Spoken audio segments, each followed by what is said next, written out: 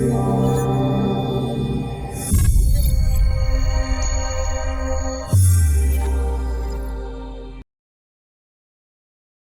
here from Add to the Convo, a Comedy Need to Hear podcast. We're back giving another video, episode 13. We got the boy Rico, and we got my co-host Ed. Man, what's up, y'all? Sir, listen, man, it's Rico on everything. I'm an entertainer, YouTuber, TikTok, Instagram. I ride bikes, Bike Star Rico. I do everything, man. Business owner, clothing line. I do it all, man. Everything. Let's go, man. We need more of this in the city. We collab. I met him on a humbug at work, and plus like network, and I feel like a lot of us would be more closer to our dreams if we have like a different type mindset when it comes to meeting people in public. Yes, a lot of people can DM somebody on Instagram, but can you walk up to a person and introduce yourself? That's true. A lot of people can't do that. A lot of confidence. That's right. Yeah, so how you been feeling these last couple of weeks? I know you've been turning the internet out. Man, I just been working, man, trying to stay focused on my goal, keep avoiding all the distractions. You know, it's hard. Yeah. You know, right now with Instagram, social media, you know, you got to keep your head level because you let the wrong thing, you know, phase you, you're going to fall off, man. Yeah, so sure, yeah. Don't let it phase you. Yeah, we seen a lot of people, like, in the last 2-3 years, let their, like, emotions get the best of them. Like, and really, like, some people end up in jail or sadly the grave for when it comes to, like, emotions get the best of them. No, that's a fact. No, I was just telling Shiz though. I'm like, I used to see your videos on Fully Scoop when he used to go in there and stuff. But you definitely stayed in the media for a minute though. So, but because a lot of people don't do that, they probably get like a couple skits and they done or stuff like that. So, yeah, I fuck with your work though. But what part of the city you from, if you don't mind me asking? Man, I'm from North Philly, like around the area, Huntington Park. I'm dead in the middle of everything. Lehigh beginning, I'm smack in the middle. Right. So what made you get into entertainment? Well, originally, you know, I was riding bikes. And like, you know, I just been seeing little videos, but I already had like a name. Like I always had a name. Right. And from bikes, I easily transitioned like to editing because when I was riding bikes, you know, I used to edit. Right. So I like editing. I used to start these little music videos for like rappers and stuff. Okay. And then I just brought it out to comedy. It was funny, you know, and you know, I just love to have fun with it, and I'm here now, man. It's crazy. Yeah. So, who was your inspiration, like, when you first started? Like, did you have any?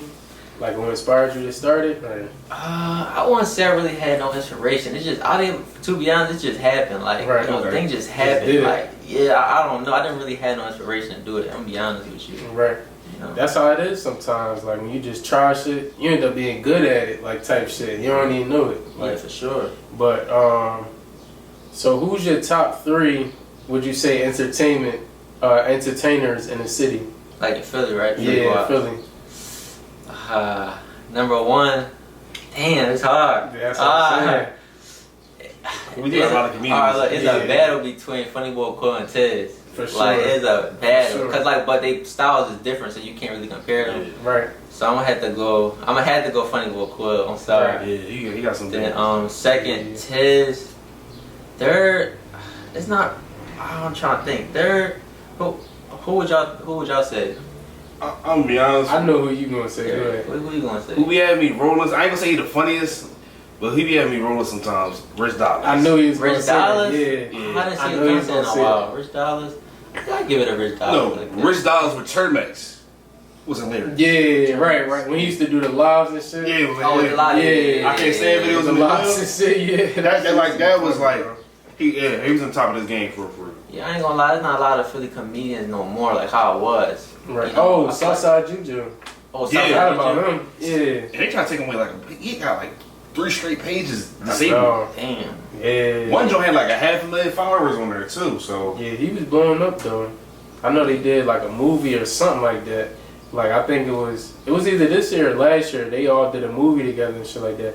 I never really watched this shit, but people were saying that shit was hard though. But yeah, they probably that's probably like my top 3 though. Tiz, I'll probably have Tiz first though, only cause he the OG. Like I feel like like cause Funny Boy Quill, I haven't saw him really do like TV shows and shit like that yet. Like you know the Bid and shit like that on YouTube. Like the Bid, that's an OG show, bro. Like I remember used to watching the Bid in middle school. Like that shit was funny as fuck though. But I don't really watch him no more though. But Tiz is definitely, I think, and he number 1 in my book though. Number 1. Yeah, I don't really pay attention to too much comedian. I don't like to compare myself. No, for Like, sure. I'm a real, I don't really watch other comedians in the city, so I can't really say. But I do respect their work, though. Mhm. And there's a couple, like, underground comedians, too, that's coming up, like, my area, too. Okay. Like, I-95, Feasty Feast. I don't know if he do skits no more. I heard it. Yeah. Honcho Havoc. I don't know if he do skits no more. I think I heard it too. Him is a couple people. And then some boy, he just cursed. He got the lisp.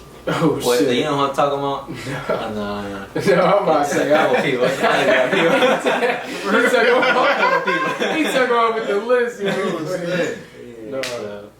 No, definitely don't. But so I know you be on TikTok or something like that too. So Yeah. which platform do you think you do the best on, like as far as for skits and all that? I feel like I do the best on Instagram. Right. It's like every algorithm different, but I really want to push towards YouTube. YouTube is the hardest platform like to push your content on For sure. because you really got to get people to click your link. It's hard. Right. People can watch your videos all day on Instagram. People can Right. watch your videos all day on TikTok, but will they click the link? Right. So you got to have like a good fan base. But I think Instagram the best. Right. But TikTok, it's like I don't agree with their algorithm. I don't think it's a real algorithm on TikTok. It's not. So I don't believe it. It's about followers. I don't, Right. So I would say Instagram though, for sure.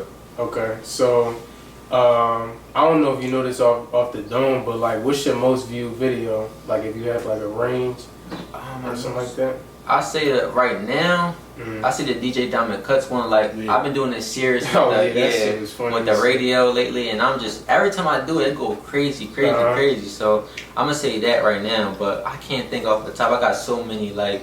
Mhm. When Dame Dollar did the Hit Me Like This Here or something like that. Yo, my yeah. video went crazy along with that. So it's like I got so many hits, man. It's crazy. I can't even think. The Diamond Cuts on that did like 12K likes on the Philly Scoop Hall page. Philly Scoop. I think that's where I first saw it too. Philly Scoop. Yeah. Yeah, Philly Scoop post me a lot. They post me over like 6 times, 8 times. They really show love. Right. Like all the like Philly like drama pages and they show me love a lot. So I respect that. No, definitely. So, have you ever connected with other like comedians and stuff like that? Do you plan to?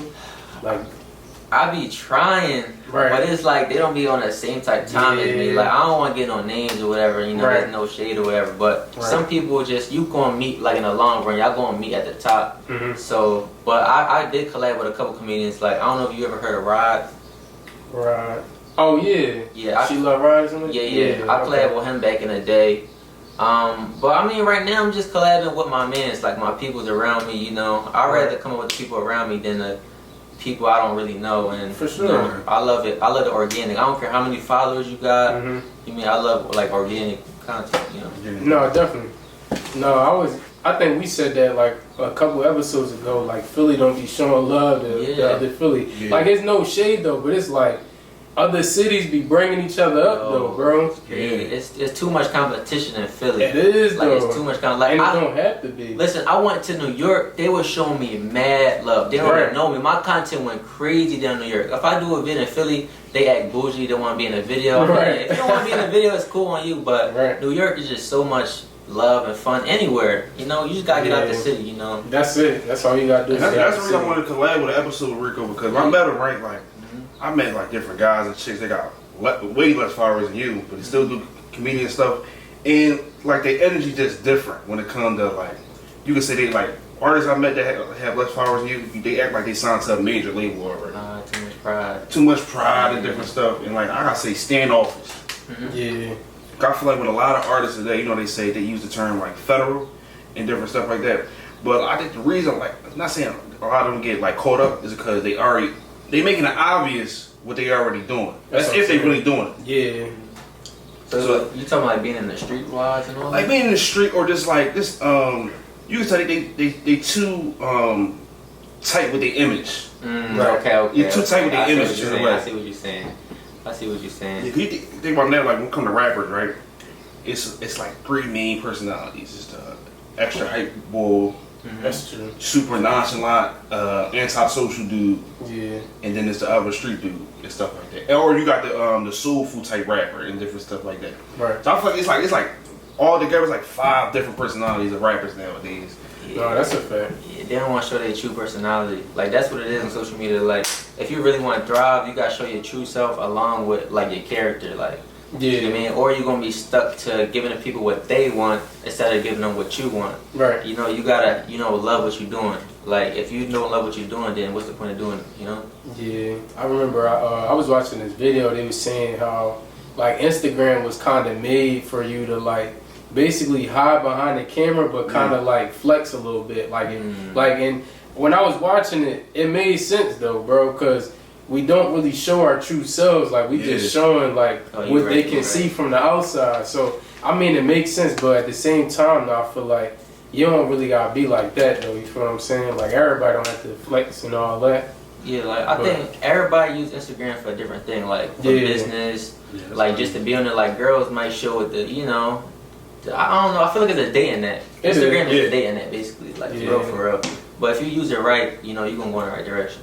Cause everybody know whoever follow me, I post my little, not saying skits I do, but it's promoting like my brand names, like and podcast names, or like my clothes, me doing clothes, or just like reels for like based on this content for this platform. That's really all I'll be posting for now. Yeah. But I post pictures when I go out. You know what I mean? You never know. You never know. I always joke with him saying, you never know what's gonna be your last fit. So you might as well post.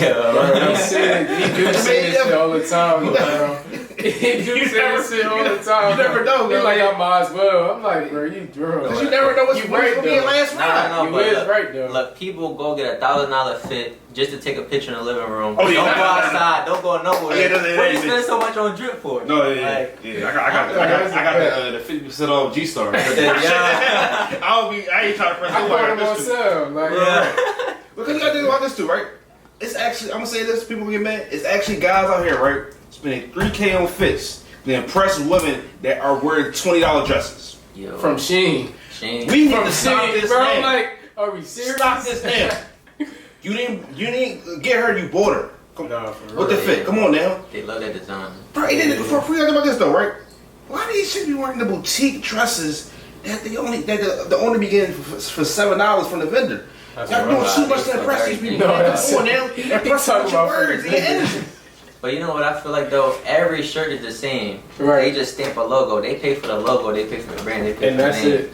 And like I don't care what I wear. Like honestly, I don't have no designer. I walk around with Crocs. People make fun of me all day. Right. Oh, you got Crocs on? How you go to New York with Crocs? How you do this with Crocs? But I don't wear my money. I put it in my pocket. For you sure. know, I save it. For sure. You know, so it's like my money goes to my investments and stuff like that. Exactly. You know. Yeah. I do the same shit. I ain't gonna lie. I'd rather go broke, really invested in my company than go broke. That's what I'm saying. Mindset in the store. I feel like you gotta stay down till you come up though. Like I be saying this shit all the time, bro. Yeah. Like if I'm wearing designer, bro, like you gonna see everything around me looking luxury. Like some people don't really have that. Like if I got designer on, my car gonna be luxury. Like I'm living in a luxury place. Like people be going to.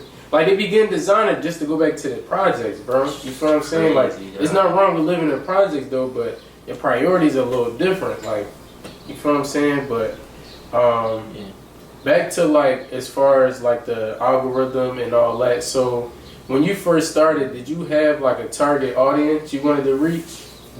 Or was it just, like, whoever sees it type job? Like the comedy? Yeah. Alright, so, when I first started, like it was kind of like a hate thing because remember I started on the bikes, so they was like, oh, why you posting funny videos on this? Like make a whole different page, like stop doing this, stop doing that. So it was kind of like hate and doubt at the beginning, but me, I didn't really care because I want to do what I want to do. You're not going to tell me, oh, you can't do this is this page, this that.